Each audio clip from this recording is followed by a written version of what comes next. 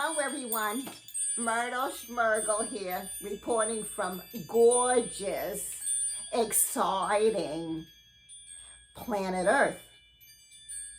Western Hemisphere, the United States of America, so now you know exactly where we are. You know, the other day we reported on our magnificent experience, God's love coming from the sun in the mystical, spiritual experience of the solar flares.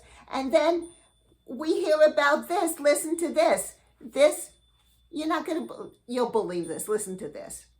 The White House Office of Science and Technology Policy released its congressionally mandated research plan. All right, did you get that?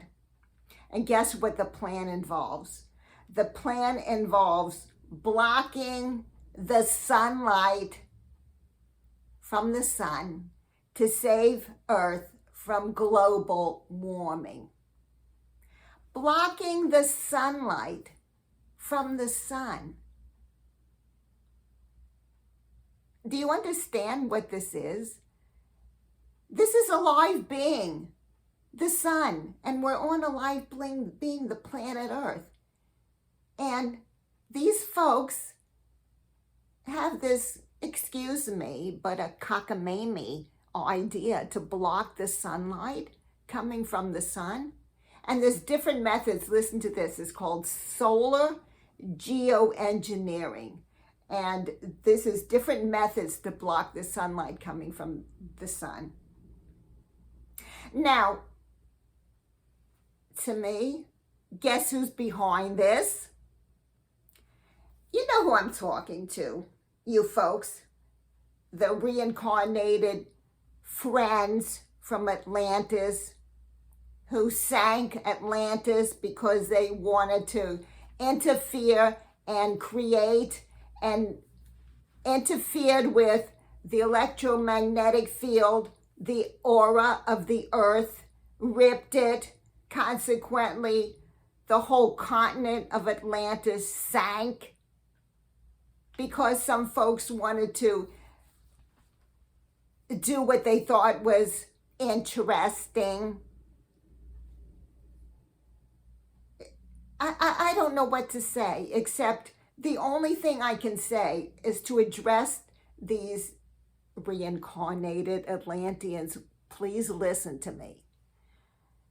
We suggest that you sit down, meditate, tune into the planet Earth. She's a live being. Sit down and tune into the sun. The sun is a live, wonderful, wonderful being. We adore him. We call him our Mr. Sun. But sit down and meditate to these entities and realize what you're talking about here. I mean, this is, to me, just a ludicrous idea. Now, folks, we need to give these reincarnated Atlanteans something to do, because they need to do something with all this technology and all this excitement and wanting to create and manipulate planets, the solar system. So the only thing I can think of, if they're not going to meditate and tune in and see that they're dealing with live beings, maybe that'll shift them spiritually or mentally, emotionally. But the only thing I can think of is if we ask God to give them a fake Earth, so God can create this fake Earth instead of having them manipulate and try to mess up our planet, to put these folks on a fake Earth. It looks like Earth, it feels like Earth, it smells and experiences just like Earth, but it's not the real Earth. It's a phony Earth.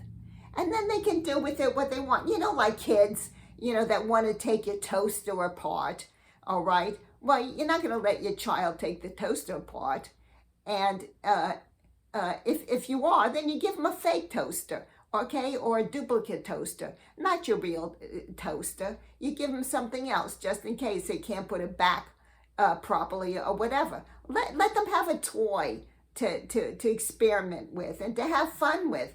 And that, we think that that's what these Atlanteans need. They need something instead of trying to mess with our wonderful mother planet Earth. We'd like to hear what you folks have to say about this. Email us or put a comment in here. If you haven't heard about this cockamamie scheme, and there's different ways. One method of blocking the sunlight is to send up all these planes and spew out all these toxic chemicals, sodium dioxide, I think it is. But it hangs in the air, and it's going to reflect the sunlight back out. And then what's going to happen to all that residue? It's going to come down here. It's going to affect the whole planet. You can't do this. I'm sorry, folks. You just can't do this. I'm sorry. This is not acceptable. Myrtle Schmergle. Bye-bye.